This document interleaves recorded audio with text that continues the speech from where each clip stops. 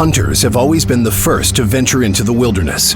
Whether driven by necessity or a thirst for adventure, it is hunters who dare to go where most others won't.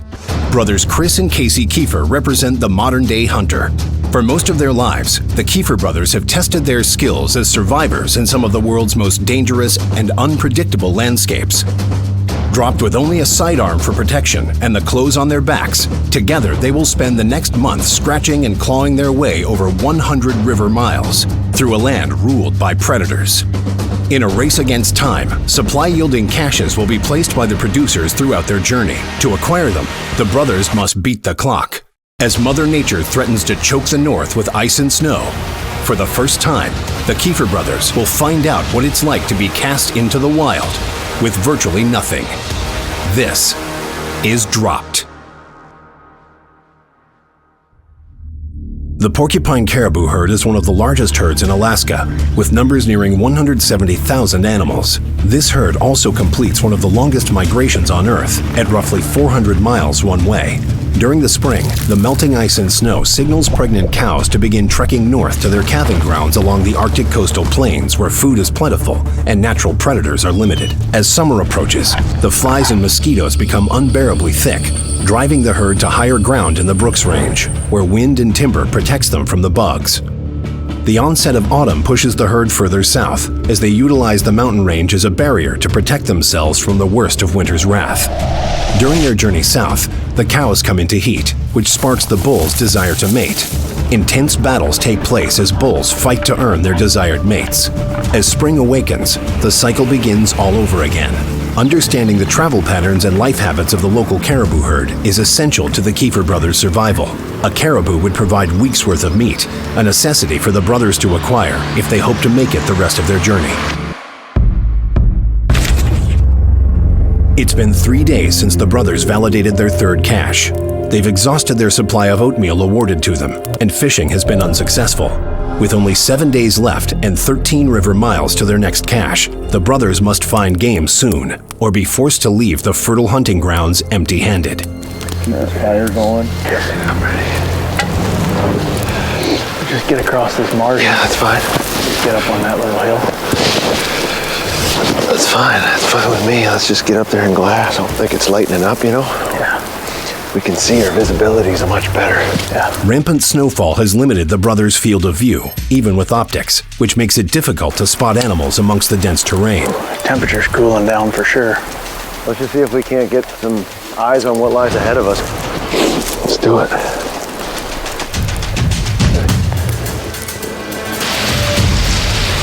Okay. Winter's setting in, man. I'm not sure how much longer we stay here if we don't see something today. Still have time, but we're running tight. Yeah. It's been 10 days since the brothers were inserted on the high Arctic lake. They've covered over 27 river miles since their journey began. They've faced tough terrain, fluctuating water levels, and predators along the way. Having let big game slip through their fingers on 2 occasions, their diet has mostly consisted of a few sparse fish, a handful of berries, and 4 small packs of oatmeal. As winter sets in over the range, the brothers will desperately need red meat if they hope to survive the rest of their journey.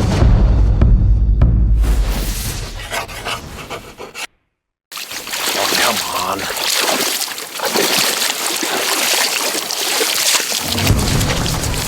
This marsh is brutal. It's hard to keep my footing. Chris and Casey must cross a marsh to get to their vantage point. Oftentimes, the bottom of a bog consists of a thick layer of mud that can reach thigh-high. The brothers must be constantly aware of the ground shifting under their feet, or risk getting stuck in the mud.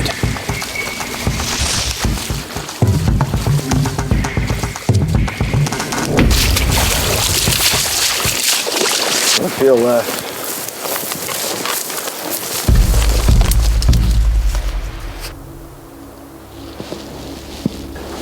Moose love this kind of stuff to rut in.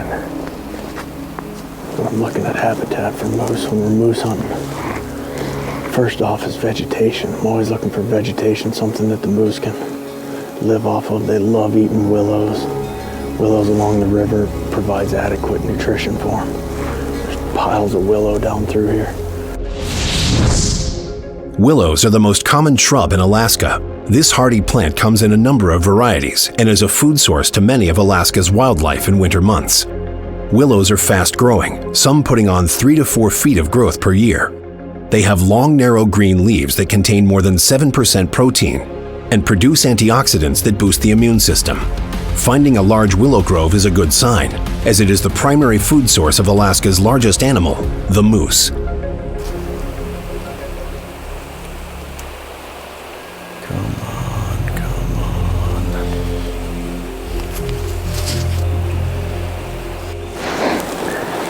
Any little bit of elevation you can grab helps. Doesn't matter if it's 20 feet or 200 feet. Any elevation you can get in this country does wonders. It really gives you a lay of the land and lets you know what's beyond the spruce that you're staring at most of the day. Hey, Chris, right there. What's on that left bank?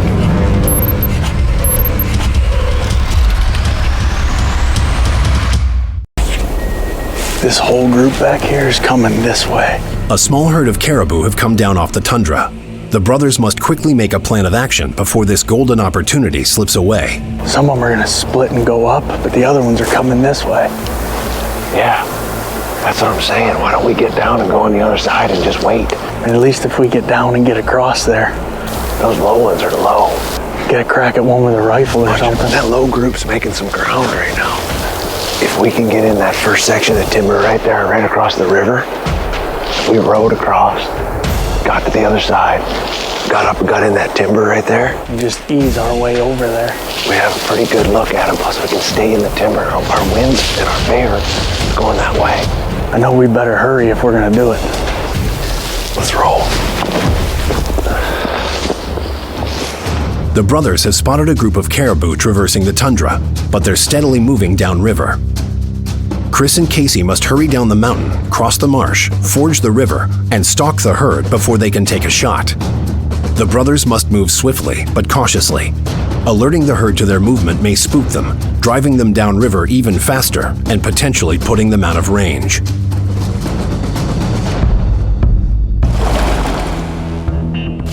The marsh forces the brothers to slow down, eating away valuable time that they need if they hope to intersect the caribou on the other side of the river. Dude, we're only gonna have one oar. Yeah, because the other one's up in the shelter. Up at the shelter. We can just kind of maybe go up, Yeah. swing across. Yeah. There is no time to retrieve the oar, and with only one, the river's flow could easily sweep the brothers downstream, away from the caribou and their camp. To cross, they must first move upstream and walk the raft as far as possible before shoving off. I'm gonna push out. Get in. You ready? Yeah. Getting deep quick though. Falling in could lead to hypothermia in minutes.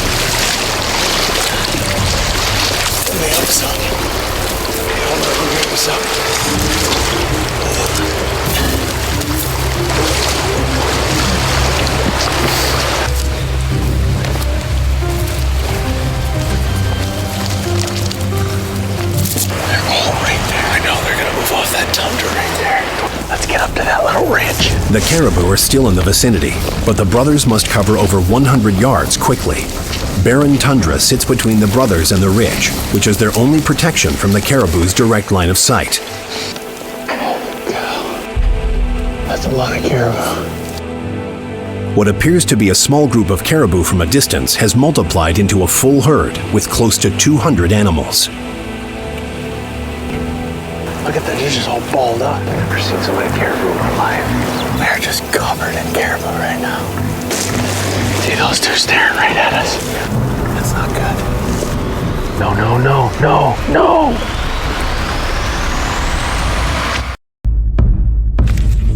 The caribou herd suddenly turned into a stampede, driving the animals further inland. The brothers must quickly regroup or potentially miss out on red meat yet again. We cannot have 200 caribou and not walk away with one of these. Man, when we came up, we were literally right on top of them. See that gut, that like creek gut running up there? Yeah. If we can get around to where we can at least see that. If they dump off this little ridge, we should be fine. Let's just stay below this berm right here. Chris and Casey stalked the caribou to within a few hundred yards, but something spooked the herd, sending the animals into a stampede that drove them further inland. Forced to stop, regroup, and reassess, the brothers are now hastily moving downstream, following a ridge that will hopefully allow them to close the distance and remain undetected.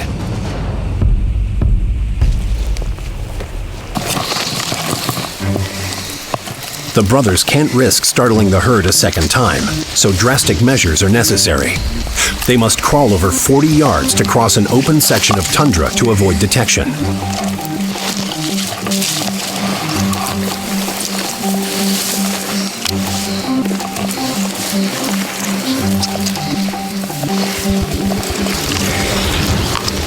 Winds are shifting. Let's make a beeline for that low spot.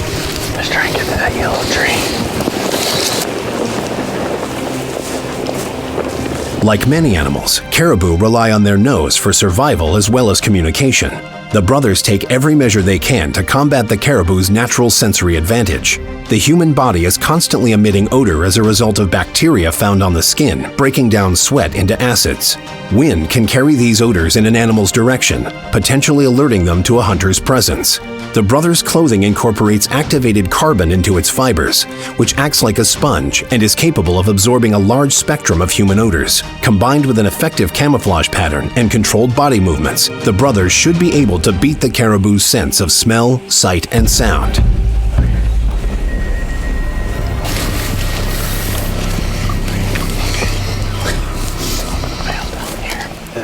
The wind's perfect right now. You're gonna have to just wait. Adrenaline, hunger, and fatigue can make anyone impatient. The brothers know this feeling all too well, but they must have patience. It's unethical to fire into a herd for risk of injuring another animal, a moral obligation the brothers hold on to even in these extreme situations. I think what they're gonna do is ease their way into here. When we get clear of them, then we'll take them. Thing is, they're in a bowl. We can't shoot them in a bowl because then everything's in jeopardy. You end up with 3 of them. Oh, there's so many. Yeah, I can't shoot into that group. Just gotta wait till one singles himself out there. You see that one lead? A lead bull begins to separate himself from the herd. All right, he's gonna break off right now. See him? He's working his way right.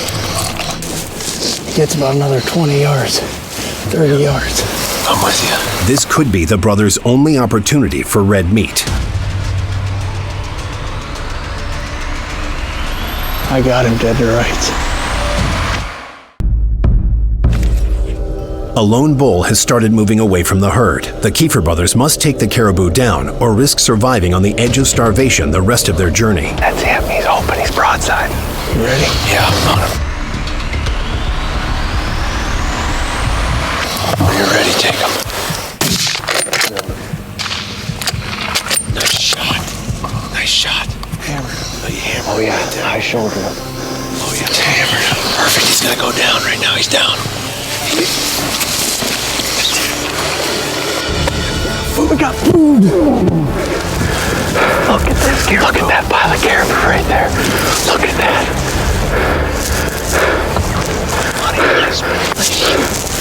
We got food, boys. I knew it. I knew we were getting red meat down here. That feels so good. That feels so good. Dude, I've never seen so many caribou in a herd before. That is what elevation does right there. If we weren't able to get up there and get elevation, we'd have never seen those caribou. Never. They'd have come right through here. We'd have had no idea they were even here. This snow's had to have pushed them down out of that high country. We got red meat. I'd love to shoot one right now because I have not got a caribou yet, but I'm not even thinking about it because that's a lot of work and we got food. There's no reason to just hammer down for no reason, you know? You come up here and frickin' claw tooth and nail for every inch, and then you get an opportunity like that right there. Just plops in your lap.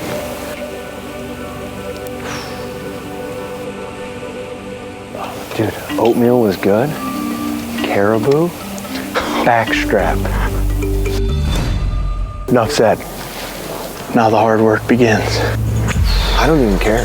Like, I don't know, the hard work means meat in our hands, which means we are living the high life. There he is. Nice shot, man.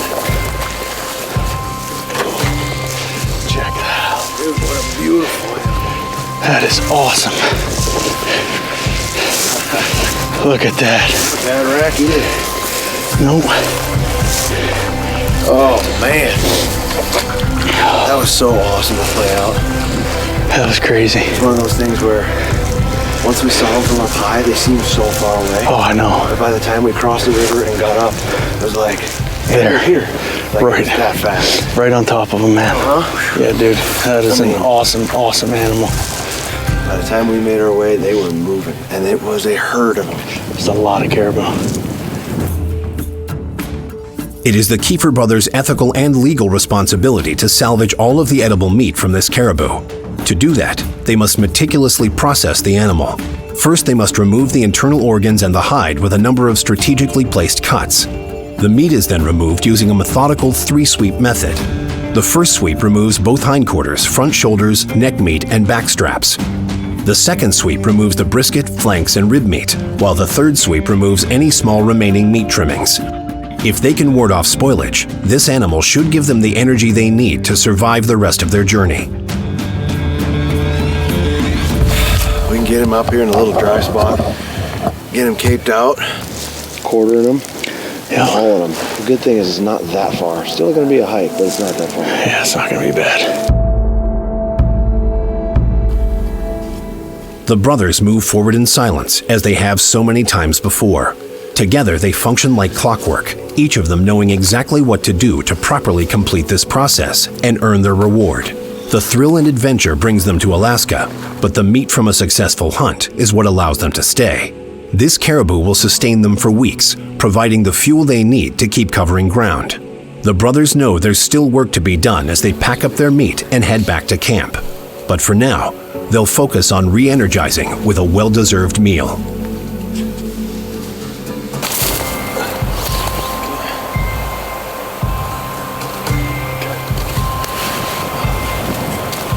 Pretty clean, actually. Good. Neck. Should be all of it. Yeah.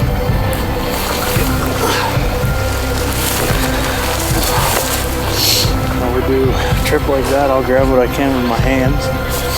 You know what I mean? Yeah. Here, give me that little one.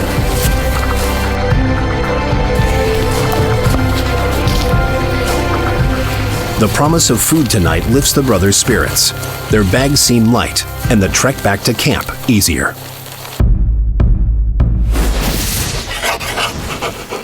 That was a really long day. But we were able to get that caribou skinned, quartered, and packed out. There's about a half-hour of daylight left to spare, so I'm gonna get a fire going here, and we are gonna eat caribou tonight. Grabbed a little bit of love here tonight. The tenders. This is what I've been waiting for right here. This is so huge to have this. The best part right there, the tenderloins. It's getting late. It took us forever to get that stuff across that tundra. That was a pack job. Try to keep it as clean as you possibly can while you're out in the bush, while you're getting it out. Don't normally dip it in water, but because it's going right on the fire, I gotta make sure it's super clean. Casey's starting a fire. It's getting late. We're trying to get all this stuff done before dark. It's one of those things that you don't want to be stuck next to a meat cache in the middle of the night. I'm starting to get a little lightheaded right now, just from all those calories that we just burned. This is gonna be a huge, huge advantage right here. You reap the benefits of our reward right there. Yeah, buddy. I got some meat right here. Oh, I got you a little stick. Nice. Oh, good fire you got. This is tenderloin, isn't it? I could tell as soon as you handed it to me, I looked at it, I'm like, oh yeah. I'm gonna destroy this. Aside from needing a shower, today's a good day. You can't find this high anywhere else except out here.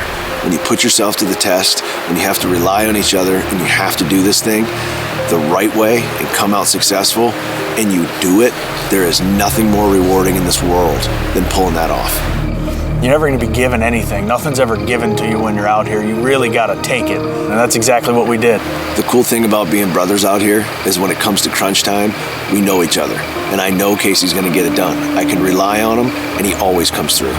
It's nice to know that the person you're out here with has the same confidence in you. To knock one down and to take that first bite of red meat in a long time, that's a satisfying feeling. So far, we have conquered everything that's come our way, and from this point forward, I'm excited to see what lies ahead.